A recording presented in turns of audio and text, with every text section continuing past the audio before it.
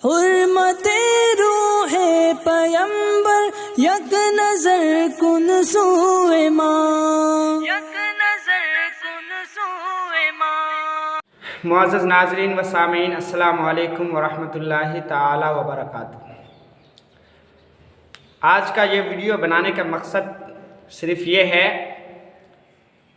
कि हमारे लोगों में, हमारी माँ बहनों में, हमारे दोस्तों अहबाब में एक बहुत बुरी आदत है कि हम लोग जब कुछ परेशानी में पड़ते हैं,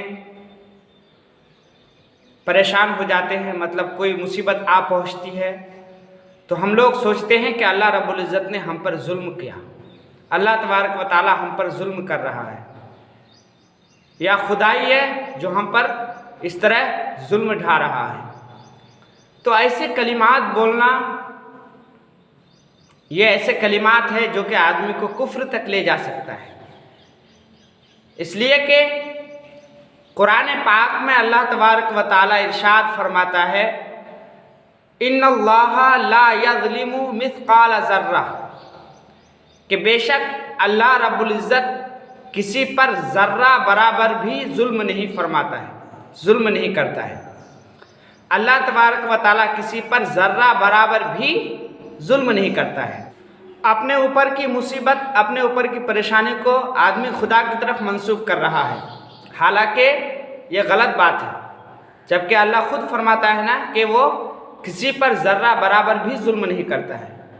और दूसरी जगह अल्लाह, रही बात परेशानी का आना, मुसीबत का आना, कि आदमी परेशानी के हालत में मुब्तला है, मुसीबत आ पहुँची है, तो दूसरी जगह अल्लाह तबारक व तआला कुरान पाक में इरशाद फरमाता है कि वमा असाबकुम मिन मुसीबतिन फबिमा कसबत ऐदीकुम, कि जो तुम्हें मुसीबत पहुंचती है वो तुम्हारे हाथों की करतूतों की वजह से है।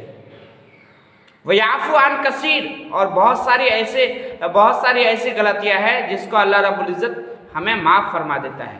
तो इस आयत में अल्लाह तबारक व तआला ने फरमाया कि जो तुम्हें मुसीबतें पहुंचती है वो तुम्हारे हाथों की करतूतों की वजह से है।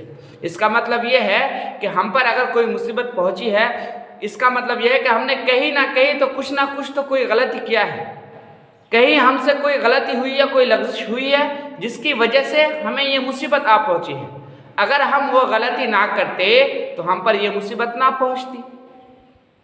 हमने गलती किया है तो इसका मतलब ये है कि हम पर मुसीबत आ पहुंची है। ये आम तौर पर ऐसा है। लेकिन आप अगर ये सवाल करें कि बहुत सारे अल्लाह के बुज़ुर्ग हैं जिन्हें बीमारी हो जाती है, बहुत ज़्यादा बीमार हो जाते हैं, फिर वो इंतकाल कर जाते हैं, तो देखिए अल्लाह के बुज़ुर्गों के लिए बीमारी होना, चूँकि अल्लाह के बुज़ुर्ग तो गलती नहीं करते हैं, तो जब गलत नहीं करते तो उन पर मुसीबत क्यों पहुँचती है, यानी बीमारी वगैरह क्यों होती है। तो देखिए, रही बात बीमारी की, तो बीमारी ये अल्लाह की तरफ से एक शिफा है, और अल्लाह के बुज़ुर्गों की बीमारी हो जाना, बुज़ुर्गों का बीमार हो जाना, तो वो उनके दराजात की बुलंदी के लिए है। अल्लाह के बुज़ुर्ग जो बीमार पड़ते हैं तो वो अल्लाह की तरफ से एक आजमाइश है और उनके दराजात की बुलंदी के लिए है। तो आज कहने का मकसद सिर्फ ये है कि आप लोगों पर कोई भी मुसीबत पहुँचे, कोई भी परेशानी पहुँचे, सबसे पहली बात तो उस पर आपको सब्र करना है। दूसरी बात, उस परेशानी को, उस मुसीबत को अल्लाह रब्बुल इज़्ज़त की तरफ मंसूब नहीं करना है।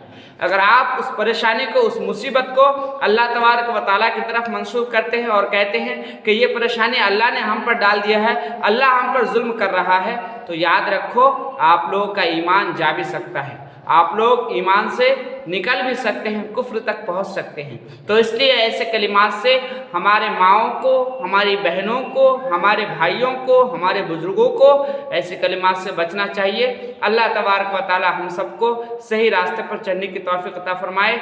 आज के लिए इतना ही। अस्सलामु अलैकुम व रहमतुल्लाहि व बरकातुहू। अल्लाह हाफ़िज़।